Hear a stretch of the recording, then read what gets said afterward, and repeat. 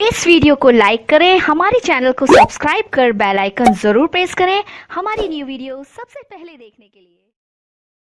Hello friends, Radhe Radhe. आज हम आपको पौष पूर्णिमा व्रत की कथा सुनाएंगे, इसका महत्व भी बताएंगे। वैदिक ज्योतिष और हिंदू धर्म से जुड़ी मान्यताओं के अनुसार पौष सूर्यदेव का माह कहलाता है। कहा जाता है इस माह में सूर्यदेव की आराधना से मनुष्य को मोक्ष की प्राप्ति होती है। इसलिए पौष पूर्णिमा के दिन पवित्र नदियों में स्नान और सूर्यदेव को अर्घ्य देने की परंपरा है। पौष पूर्णिमा के दिन काशी, प्रयागराज और हरिद्वार में गंगा स्नान का बड़ा महत्व होता है। सूर्य और चंद्रमा का अद्भुत संगम पौष पूर्णिमा की तिथि को होता है। इस दिन सूर्य और चंद्रमा दोनों के पूजन से मनोकामनाएं पूर्ण होती हैं और जीवन में आने वाली बाधाएं दूर होती हैं। श्री कृष्ण जी एक दिन अपनी माता से कहने लगे कि इस भूमंडल पर एक अत्यंत प्रसिद्ध राजा चंद्रहास से पालित अनेक प्रकार के रत्नों से परिपूर्ण कातिका नाम की एक नगरी थी। वहाँ एक धनेश्वर नाम का एक ब्राह्मण था और उसकी स्त्री अति सुशीला रूपवती दोनों ही उसी नगरी में बड़े प्रेम के साथ रहते थे। घर में धन धान आदि की कमी नहीं थी। उनको एक बड़ा दुख था कि उनके कोई संतान नहीं थे। इस दुख से वह अत्यंत दुखी रहते थे। एक समय एक बड़ा तपस्वी योगी उस नगरी में आया। वह योगी उस ब्राह्मण के घर छोड़कर अन्य सब घरों से भिक्षा लाकर भोजन किया करता था। रूपवती से यह भिक्षा नहीं लिया करता था। उस योगी ने एक दिन रूपवती से भिक्षा न लेकर किसी अन्य घर से भिक्षा लेकर गंगा किनारे जाकर भिक्षान को प्रेम पूर्वक खा रहा था कि धनेश्वर ने योगी का यह सब कार्य किसी प्रकार से देख लिया। अपनी भिक्षा के अनादर से दुखी होकर धनेश्वर योगी से बोला, महात्मन, आप सब घरों से भिक्षा लेते हैं परंतु मेरे घर की भिक्षा कभी भी नहीं लेते। इसका कारण क्या है? योगी ने कहा कि निसंतान के घर की भिक्षा पतितों के अन्न के तुल्य होती है। जो पतितों का अन्न खाता है वह भी पतित हो जाता है। चूंकि तुम निसंतान हो अतः पतित हो जाने के भय से मैं तुम्हारे घर की भिक्षा नहीं लेता हूँ। धनेश्वर यह बात सुनकर अपने मन में बहुत दुखी हुआ और हाथ जोड़कर योगी के पैरों में गिर पड़ा तथा आर्त भाव से कहने लगा, हे महाराज, यदि ऐसा है तो आप मुझको पुत्र प्राप्ति का उपाय बताइए। आप सर्वज्ञ हैं, मुझ पर अवश्य ही यह कृपा कीजिए। धन की मेरे घर में कोई कमी नहीं है परंतु पुत्र न होने के कारण अत्यंत दुखी हूँ। आप मेरे इस दुख का हरण करें, आप सामर्थ्यवान हैं। यह सुनकर योगी कहने लगे, हे ब्राह्मण, तुम चंडी की आराधना करो। घर आकर उसने अपनी स्त्री से सब वृतांत कहा और स्वयं तप के निमित्त वन में चला गया। वन में जाकर उसने चंडी की उपासना की और उपवास किया। चंडी ने 16वें दिन उसको स्वप्न में दर्शन दिया और कहा, हे धनेश्वर, जा तेरे पुत्र होगा परंतु वह 16 वर्ष की आयु में ही मृत्यु को प्राप्त हो जाएगा। यदि तुम दोनों स्त्री पुरुष 32 पूर्णमासियों का व्रत विधि पूर्वक करोगे तो वह दीर्घायु होगा। जितनी तुम्हारी सामर्थ्य हो आटे के दिए बनाकर शिव जी का पूजन करना, परंतु पूर्णमासी को 32 हो जाने चाहिए। प्रातःकाल होने पर इस स्थान के समीप ही तुम्हें एक आम का वृक्ष दिखाई देगा। तुम उस पर चढ़कर एक फल तोड़कर शीघ्र अपने घर ले जाना। अपनी स्त्री से सब वृतांत कहना। ऋतु स्नान के पश्चात वह स्वच्छ होकर श्री शंकर जी का ध्यान करके उस फल को खा लेगी। तब शंकर भगवान की कृपा से उसको गर्भ हो जाएगा। तब वह ब्राह्मण प्रातःकाल उठा। उसने उस स्थान के पास ही एक आम का वृक्ष देखा जिस पर एक अत्यंत सुंदर आम का फल लगा हुआ था। उस ब्राह्मण ने उस आम के वृक्ष पर चढ़कर उस फल को तोड़ने का प्रयत्न किया परंतु वृक्ष पर कई बार प्रयत्न करने पर भी वह न चढ़ पाया। तब तो उस ब्राह्मण को बहुत चिंता हुई और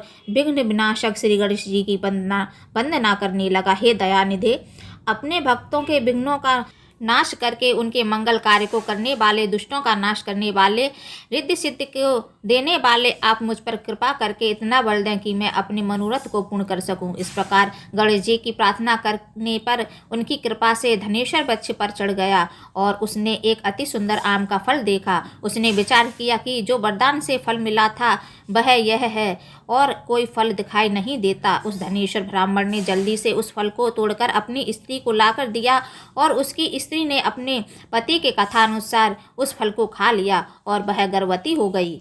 देवी जी की असीम कृपा से उसे एक अत्यंत सुंदर पुत्र उत्पन्न हुआ जिसका नाम उन्होंने देवीदास रखा। माता पिता के हर्ष और शोक के साथ वह बालक शुक्ल पक्ष के चंद्रमा की भांति अपने पिता के घर में बढ़ने लगा। भवानी की कृपा से वह बालक बहुत ही सुंदर, सुशील और विद्या पढ़ने में बहुत ही निपुण हो गया। दुर्गा जी की आज्ञा अनुसार उसकी माता ने 32 पूर्णमासी का व्रत रखना प्रारंभ कर दिया था जिससे उसका पुत्र बड़ी आयु वाला हो जाए। 16वां वर्ष लगते ही देवीदास के माता पिता को बड़ी चिंता हो गई, कहीं उनके पुत्र की इस वर्ष मृत्यु न हो जाए। इसलिए उन्होंने अपने मन में विचार किया कि यदि यह दुर्घटना उनके सामने हो गई तो वे कैसे सहन कर सकेंगे। अस्तु उन्होंने देवीदास के मामा को बुलाया और कहा कि हमारी इच्छा है कि देवीदास 1 वर्ष तक काशी में जाकर विद्या अध्ययन करे और उसको अकेला भी नहीं छोड़ना चाहिए, इसलिए साथ में तुम चले जाओ और 1 वर्ष के पश्चात उसको वापस लौटा लाना।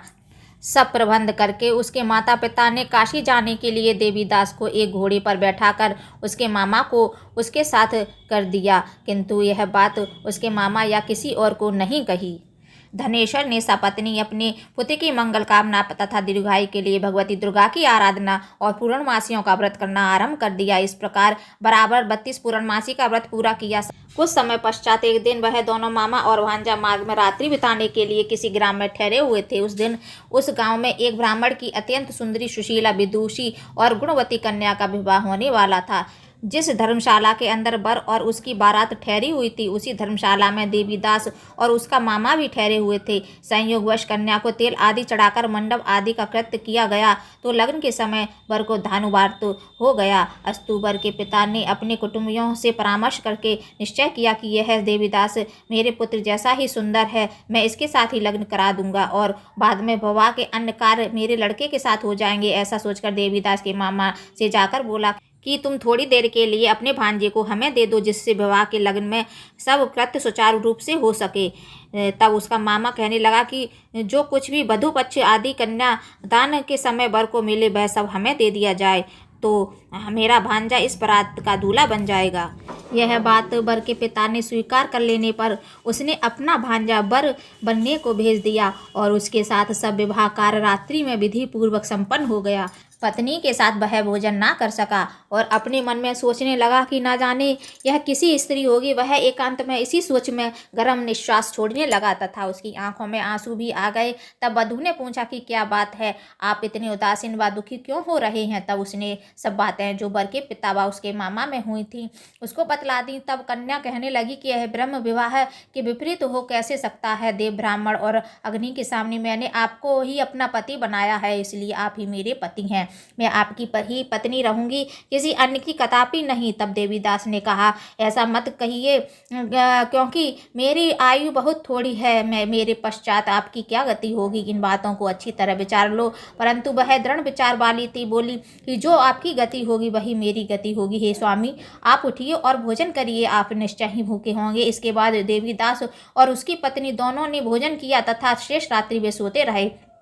प्रातःकाल देवीदास ने अपनी पत्नी को 3 नागों से जड़ी हुई एक अंगूठी दी, एक रूमाल दिया और बोला, हे प्रिय, इसे लो और संकेत समझकर स्थिरचित्त हो जाओ। मेरा मरण और जीवन जानने के लिए एक पुष्प वाटिका बना लो, उसमें सुगंधित वाली एक नवमलिका लगा लो, उसको प्रतिदिन जल से सींचा करो और आनंद के साथ खेलो कूदो तथा उत्सव मनाओ। जिस समय और जिस दिन मेरा प्राणांत होगा ये फूल सूख जाएंगे और जब ये हरे हो जाएं तो जान लेना कि मैं जीवित हूँ।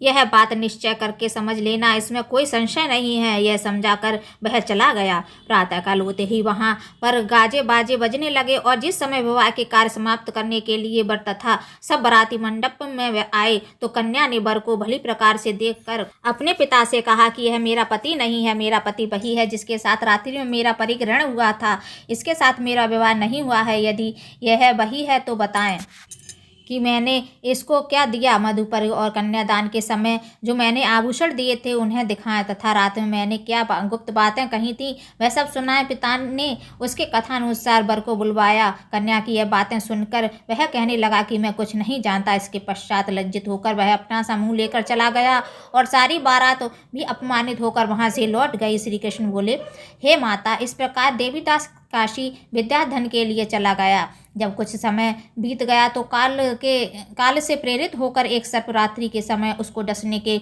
लिए वहां आया।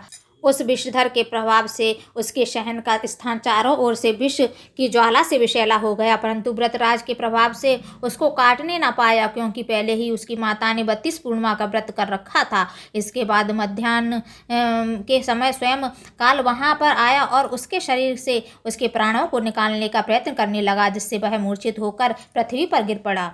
भगवान शंकर की कृपा से उसी समय पार्वती जी के साथ शंकर जी वहां आ गए। उसको मूर्छित दशा में देखकर पार्वती जी ने भगवान शंकर से प्रार्थना की, हे महाराज, इस बालक की माता ने पहले 32 पूर्णिमा का व्रत किया था, जिसके प्रभाव से हे भगवान आप इसको प्राण दान दें। भवानी के कहने पर भक्त वत्सल भगवान श्री शिव जी ने उसको प्राण दान दे दिया। इस व्रत के प्रभाव से काल कोई पीछे हटना पड़ा और देवी दास स्वस्थ होकर बैठ गया। उधर उसकी स्त्री उसके काल की प्रतीक्षा किया करती थी। जब उसने देखा कि उस पुष्प वाटिका में पत्र पुष्प कुछ भी नहीं रहे तो उसको अत्यंत आश्चर्य हुआ, और जब वह वैसे ही हरी भरी हो गई तो वह जान गई कि वह जीवित हो गए हैं। यह देखकर वह बहुत प्रसन्न मन से अपने पिता से कहने लगी कि पिताजी, मेरे पति जीवित हैं, आप उनको ढूंढिए। जब 16 वर्ष व्यतीत हो गया तो देवीदास भी अपने मामा के साथ काशी से चल दिया। इधर उसे ससुर उसको ढूंढने के लिए अपने घर से जाने वाले ही थे कि वह दोनों मामा भांजा वहां पर आ गए। उसको आया देखकर उसका ससुर बड़ी प्रसन्नता के साथ अपने घर में ले गया। उस समय नगर के निवासी भी वहां इकट्ठे हो गए और सबने निश्चय किया कि वह अवश्य ही उसी बालक के साथ इस कन्या का विवाह हुआ था। उस बालक को जब कन्या ने देखा तो पहचान लिया और कहा कि है तो वही है जो संकेत करके गया था। तदुपरांत सभी कहने लगे कि भला हुआ जो यह आ गया, और सब नगरवासियों ने आनंद मनाया। श्री कृष्ण जी कहने लगे, इस प्रकार धनेश्वर 32 पूर्णिमाओं के व्रत के प्रभाव से पुत्रवान हो गया। जो भी स्त्री इस व्रत को करती है वे जन्म जन्मांतर में वैधव्य का दुख नहीं भोगती और सदैव सौभाग्यवती रहती है। यह मेरा वचन है, इसमें कोई संदेह नहीं है। यह व्रत पुत्र पौत्रों को देने वाला तथा संपूर्ण मनोकामनाओं को पूर्ण करने वाला है। 32 पूर्णिमाओं के व्रत करने से व्यक्ति की सब इच्छाएं भगवान शिव जी की कृपा से पूर्ण हो जाती हैं। बोलो शंकर भगवान की जय।